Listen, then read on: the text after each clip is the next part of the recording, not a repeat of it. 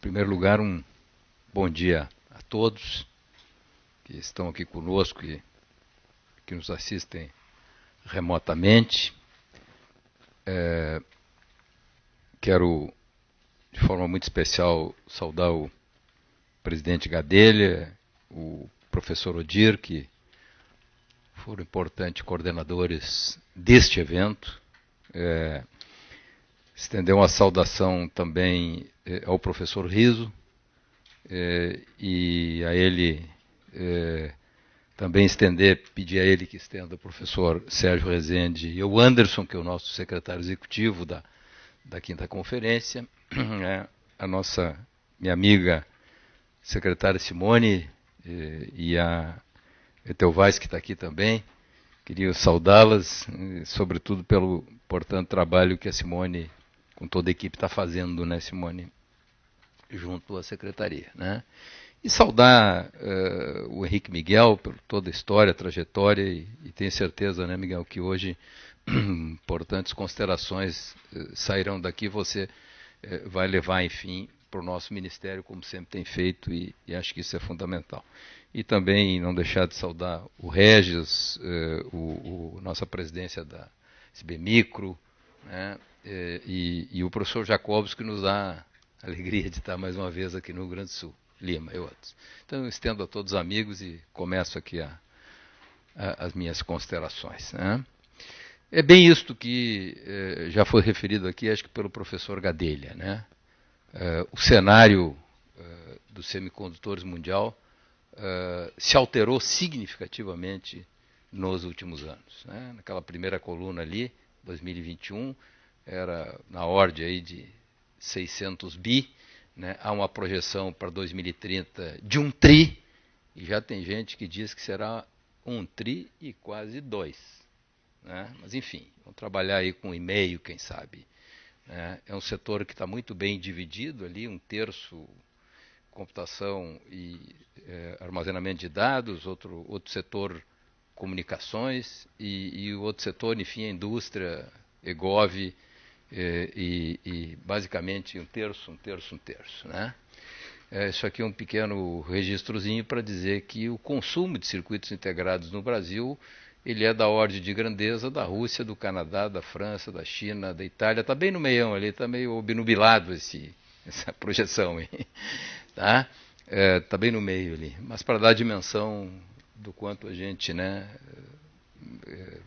consome, vamos dizer assim, do ponto de vista global, né? Aqui talvez só para reforçar, né, a balança comercial brasileira em 22, devemos ter os dados de 23, o Regis, o pessoal aqui, qualquer coisa me confirma, o faturamento de 220 bi, exportação em 21 era 5,7, 22 foi para 6,6, ou seja, 16% a mais, né, importação 14% a mais, e o déficit da balança em torno de 40 bi. Se a gente pensar isso acumulado, a gente nem gosta de dar o valor, o número, né, que é um número assim astronômico, né, e tinha uma expectativa aí de 2/3 das empresas que iam ter um bom ano em 23 e de fato foi bem significativo, digamos assim, né, então vai para o nosso setor aqui com todas as dificuldades e a complexidade aí do setor, assim, né. É bem isso que eu tinha dito, ó. 1/3, 1/3, 1/3. A conjuntura mundial se alterou significativamente por essas questões, demanda, pandemia, guerra no leste, concentração, etc, etc. O mercado é esse ali, tá, de 600 bi, que afeta em torno de 40 tri do ponto de vista mundial. Olha a dimensão desse negócio. Né? Muito concentrado no Pacífico do Leste, eu digo, vamos dizer assim, quase 80, né? Um pouco de exagero, mas enfim, em torno de 80. Né? É um setor aí que o crescimento pode ser até de 15%, 20% de crescimento anual, e um setor que requer enormes subsídios públicos, eu diria astronômicos subsídios públicos. Aqueles dois números, eles sempre assustam, eu bato neles, ad náusea, assim. Né? O CHIPS Act, o professor Jorge também bate isso, CHIPS Science Act, é isso, né, professor? 280 bi dos Estados Unidos, e a China, para não brincar em serviço, projeta 1,4 tri até 2030. até o fim da década. Projeções, né? Mas são números, enfim, que estão nos programas desses países, né, Regis? Portanto, aqui, por que essa concentração? Por que esse negócio está localizado ali? Eu não vou desenvolver o que está escrito ali, mas eu gosto, para mim isso aí, eu fiz um artigo sobre isso, por isso que eu botei ali. Né? Mas é isso, quer dizer, né? Os países que eram no pós-guerra eram países muito atrasados, né? Deram saltos absolutamente extraordinários, mais atrasados que o Brasil, inclusive, com enormes problemas e tal, e souberam aproveitar oportunidades de países inexpressivos economicamente, viraram referências tecnológicas. Né? O que fizeram? Missão de país. Todo mundo girou para isso. Centro, a política tinha centralidade, não eram políticas setoriais, não era política. Vamos dizer assim, o vetor resultante ele meio que operou sobre os vetores dissipantes. E foi no eixo. Né? Japão com seu programa, Malásia, Vietnã, Coreia. Vietnã nem se fala, né? Porque saiu arrasado da guerra há poucos anos atrás. Do ponto de vista histórico, quase nada. Quase nada. Né? Enfim, aí os Estados Unidos e a China nessa disputa aí sobre o tema que todos nós sabemos e, como referiu o professor Riso, muito bem mostrado ali no Chips War do Cris, né? Do livro esse recente publicado. Né? O que acontece hoje? Por que a gente diz que a conjuntura está se alterando significativamente? Né? Há um rearranjo nas cadeias produtivas globais e afeta o setor. Né? Investimentos passaram a ser mais consistentes e mais resilientes, é isso mesmo, essa é a caracterização que o setor faz, né? Buscando uma manufatura mundial desconcentrada, para fora do Pacífico do Leste, que para onde foi, né? Acabou indo para lá. Bom, eu não vou levantar as razões aqui, todos sabem por que foi para lá. Né? E sempre buscando segurança jurídico-legal e mesmo segurança política. Agora, as perguntas que ficam aqui para nós, né? Qual é a estratégia do Brasil na área de semicondutores? Para mim, isso aí informa tudo. É daí que deriva tudo e não o inverso. Essa é uma pergunta que eu sempre faço. Isso define o papel que vai ocupar o nosso ecossistema.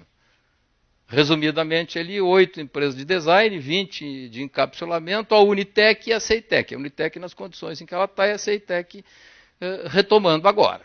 Né? Ou seja, nós vamos fabricar chips mesmo? Essa é a pergunta. Nós vamos fazer aqui?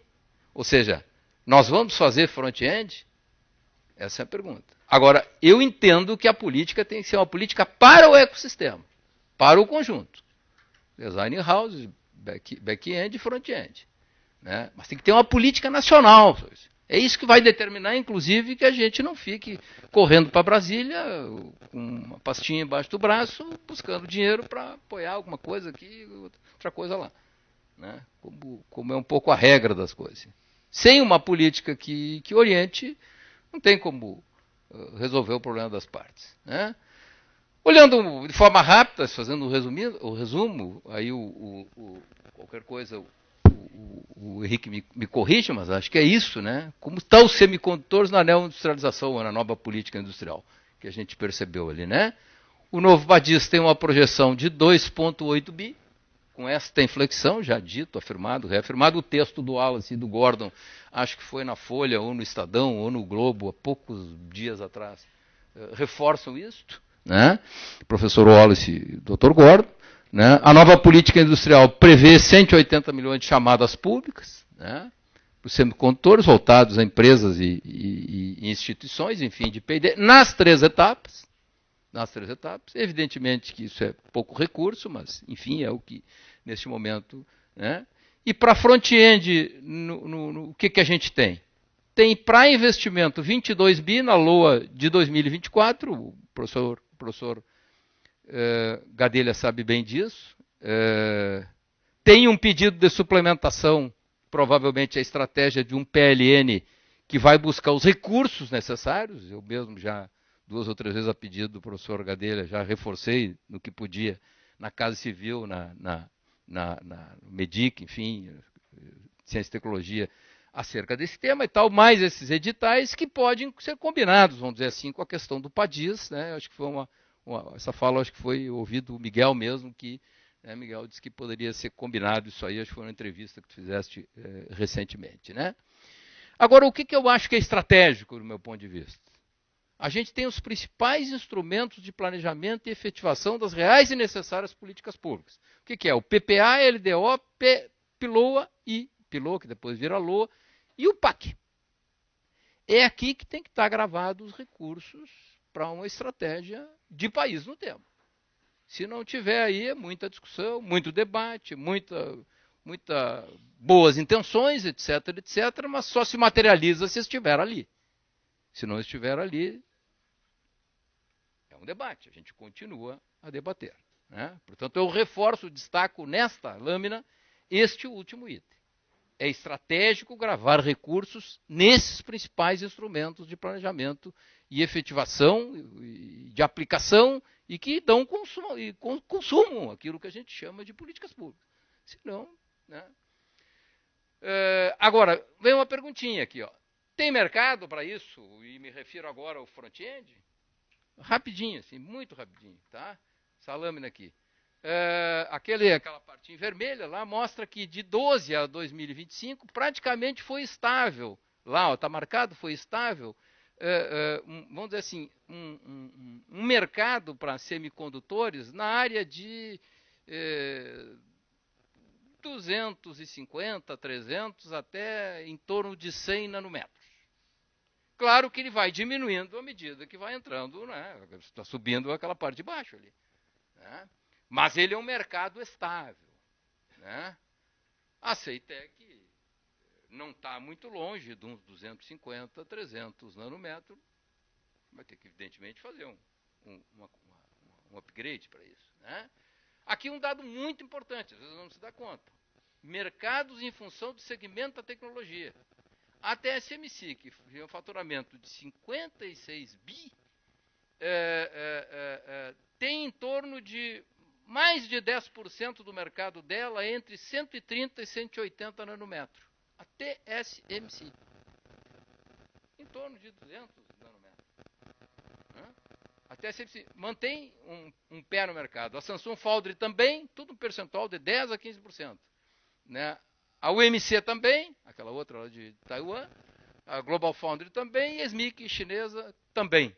De forma significativa, os valores daquela parte, quando eu pinto em vermelhinho ali, é para mostrar que tem um percentual de 10, 15, 20% em algumas situações de mercado, estão atuando no mercado. Né? Num nodo tecnológico, vamos dizer assim, que não está muito distante do que a gente poderia pensar. Diria muito próximo, né, professor Gadelha? Muito próximo do que a gente está trabalhando, inclusive. Né? O amarelinho ali, nesse gráfico em pizza, está marcado também ali embaixo, ali, o bem de baixo, né? É em torno de 14%, é volume utilizado para o segmento de tecnologia nas foundries hoje. Né? Então, ali, acima de 400 nanômetros, né, tem 14% de mercado. Vamos dizer, em torno de 500, que é o que a CEITEC tem hoje, em torno de 600. Né? Entre 400 e 200, 10%. E se a gente ficar entre 200 e 80 nanômetros, tem mais 21 ali. Se eu somar 14, 10 e 21, dá 46% do mercado, vamos dizer assim, até 80 nanômetros. Na casa de 100 nanômetros. 45% de mercado. Ou seja, não é algo fora da vida, da realidade, das possibilidades. Eu gosto de falar sobre isso, porque sempre tem... Por favor, professor.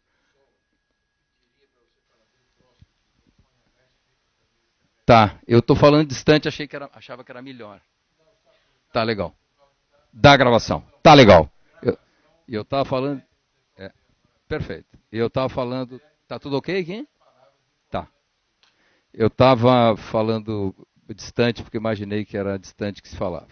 Né? Enfim, claro que para fazer tudo isso a gente sabe que essa curva aí tem que ser obedecida, não é um tema fácil, né? Diferente da indústria tradicional, aqui todo mundo domina e sabe que isso aí é fundamental. Se não cumprir isso aí, é muito difícil. Né? Ninguém faz break-even da noite para o dia no setor como esse setor. Né? Agora, com a retomada da CEITEC, que eu penso que ela tem que ser no contexto da estratégia de país, né? Nós temos os requisitos básicos aqui na empresa, né? Sala limpa, enfim, aquilo numa ordem de grandeza aí de 600 nanometros a 350, né? Ela fez entregas, ela não foi um devaneio, a CEITEC, ela 163 milhões de unidades de chips, de módulos, de tags, enfim, fez entregas, né? A gente chama de uma prova de conceito, aquilo que a gente sempre precisa, quer mostrar que é a realidade, enfim. Né? Mas ela precisa consolidar o que eu sei que está sendo debatido aqui, uma rota tecnológica, né? E, obviamente, ela vai ter que realizar seguramente um upgrade e, inclusive, discutir a questão dos 6 polegadas para 8 polegadas nas lâminas de wafers. Mas por que isso aí é necessário? Para melhorar o nó tecnológico, tem que melhorar a água ultrapura, tem que melhorar os filtros de ar, os equipamentos, tem que qualificar gente, enfim, etc, etc, né? E se sabe que esse debate, essa discussão está sendo feita aqui, inclusive analisando o carbeto de silício, o nitreto de galho, o grafeno e outras possibilidades. Mas, de qualquer maneira, né, um upgrade seguramente será importantíssimo e necessário, e eu aproveito esse gancho para relembrar alguns números. Eu tenho batido também muito nisso aqui. Né? Eu peguei um gráfico ali bem dirigido, assim, de 90 a 22 nanômetros. Vamos pegar um de 100 nanômetros. Vamos pegar a hipótese de 100 nanômetros. Eu tenho trabalhado muito com essa hipótese. Chip maduro, tem mercado, está mostrado ali, tal, tem mercado, importante, papapá. Considerando, inclusive, o design, em torno de 2 bi de dólares. Uma fábrica nova. Então, ou você faz uma fábrica nova, você aproveita a fábrica que tem. Os estudos, inclusive eu também fiz um estudo nesse sentido, né? Com a fábrica que temos, com a rota tecnológica existente, para fazer esse upgrade na casa de 10%. 200 milhões de dólares. 1 bi de reais. Para fazer noutra rota tecnológica, pode ser bem menos que isto. Bem menos que isto. Quem sabe até a metade disso aí. Né? Portanto, é uma baita discussão que nós temos para fazer, enfim, temos certeza que está sendo feito aqui. Para fechar, assim, 3 ou 4 considerações importantes. O setor, a experiência que nós temos aqui, principalmente a experiência também do setor que faz design house, que faz back-end aqui, que estão aqui conosco e vão debater, vão fazer importantes contribuições na parte da manhã agora e à tarde. Né? Esses instrumentos de política, PNM, referido já aqui, mas um PNM atualizado, enfim, né, o PADIS, que a gente sabe que está saindo, o PDP, PPB, enfim, um conjunto de políticas, a lei do bem, que é a reforma tributária, um conjunto. Isso aí é hiper necessário para uma estratégia de país nesse setor. Né? Um setor que é intensivíssimo em P&D, né? É um dos mais intensivos em P&D, provado, aprovado, enfim, reiterado por todos os especialistas na área. Um setor com enorme, embutido nele, uma enorme capacidade de educação, formação, capacitação, enfim, de recursos humanos, mas que não retidos aqui vão embora e a gente forma gente para o mundo, é isso que acaba acontecendo. E nessa retomada, não do ponto de vista estratégico aqui da empresa, acho que a empresa não pode se reduzir a isso, mas para a empresa dar uma arrancada aqui, né, compras e encomendas governamentais são absolutamente estratégicas, e não só para a CEITEC, inclusive para back-end, do meu ponto de vista, inclusive para back-end, né, para, digamos assim, aprofundar o funcionamento da cadeia. E o financiamento para fazer essa discussão sobre consolidar essa rota e consolidar esse upgrade, se não existir, aí nós vamos seguir patinando na condição em que estamos. Né? Um setor que exige planejamento estratégico, business plan, acesso a mercados, etc., etc., que tem, e que também tem as questões alfandegárias como questões que a gente sabe que são enormes problemas. Né? Qualquer coisa que a gente vai fazer, vocês sabem disso, então o Regis aqui se manifestou ao meu lado, para quem não está vendo, né? Sabe que essas questões alfandegárias são absolutamente complexas. Assim. Então eu costumo sempre dizer que É muito difícil, pessoal, a gente discutir transformação digital sem dominar o tema dos semicondutores e sem dominar chips. Eu digo que sem chips não tem transformação digital para valer. Tem transformação digital, mas não tem transformação para valer com domínio, professor, sobre este processo, né? Eu acho que é uma opinião minha, enfim, tendo achado, deduzo do ponto de vista da evolução da humanidade, assim, que quem não for por aí, as economias ou vão patinar ou vão fenecer. Por quê? Porque esse setor é um setor estratégico do ponto de vista geopolítico, soberano e comercial, negócios. Mas são as três coisas. As três coisas estão no centro dessa discussão e desse debate. Tudo é mais ou menos isso, mas alguns setores são mais intensivos nisso. Não tem nenhuma dúvida que o setor Lima é mais intensivo nisso. Mercado existe, apresentei ali, é estável, é significativo, dá em torno de 25% ali nessa casa de até 200, 300 nanômetros, né? Mas se a gente baixar mais, pode chegar aí a casa de quase 45%, em torno de 45%. O que eu proponho, essa linha de proposição, professor? Né?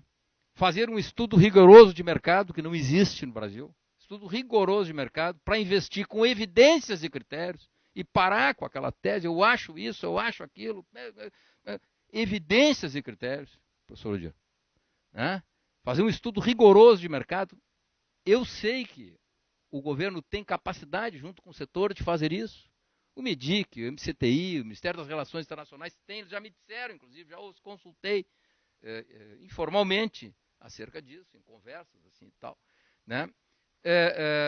Estudar bem os produtos que o Brasil importa hoje, né? Localizar as zonas, os nodos tecnológicos destes importados e ver quais nós podemos fabricar ou montar aqui com o nosso ecossistema existente de semicondutores aqui no nosso país, ou seja, aquele ecossistema que eu referi ali. Evidentemente, para o caso da Ceitec, com upgrade para poder colocar na casa aí, em torno do meu ponto de vista, na casa de, pelo menos para ter esse mercado aí na casa de 100 nanômetros. Só daí, pessoal, eu bato sempre nisso. O chamado as previsões de break-even deixam de ser previsões de achismo de novo. Né? Porque aí você vai dar previsões concretas, professor Bump. Né? Só isso e pá. Né? Então, para mim é isso. Né? Queria fazer essa reflexão e dizer que por esse cenário, mais uma vez, mas por esse cenário novo mundial e essa alteração significativa que houve do ponto de vista dos últimos anos, aí o Brasil tem que estar, Henrique Miguel, eu tenho certeza que tu tem essa visão, né, nesse seleto grupo mundial que domina, que detém expertise, conhecimento, inteligência e capacidade, digamos assim, do conjunto da cadeia entrar em campo enquanto país, enquanto nação, mas não deixar também de já passar essa oportunidade de podermos fazer definitivamente front-end nesse país, porque esse setor é estratégico, como referi, de modo geopolítico, soberano e comercial de negócios para o país e o cenário que está posto é um cenário amplamente favorável para essas possibilidades. Mas é um setor pesado, é um setor difícil, é um setor duro de disputar e, portanto, nem poderia ser diferente, precisa de muitos recursos para poder fazer essa disputa. É estratégia de país, é estratégia de nação. E não se faz com políticas setoriais, com boas intenções, tentando agradar um setor aqui, um setor lá, etc, etc. Se faz com missão de nação e muito recurso. Obrigado, pessoal. Essa é a reflexão que eu queria fazer com vocês.